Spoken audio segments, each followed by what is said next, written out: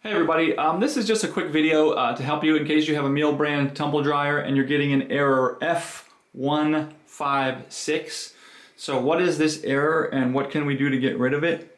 So this error is basically a short circuit error. So the electronics is detecting a short circuit in the wiring or on the circuits.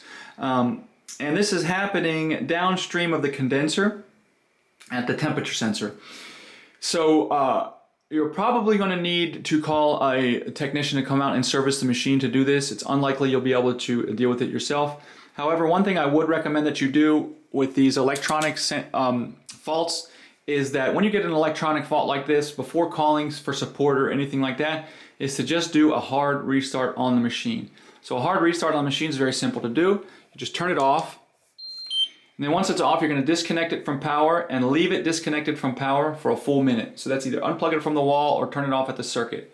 Once you've done that, full minute's up, you can return power, turn it back on, and see if that doesn't clear the error out. And hopefully it does. I mean, like I said, if not, you're going to have to call a technician. But anyways, thanks a lot for watching.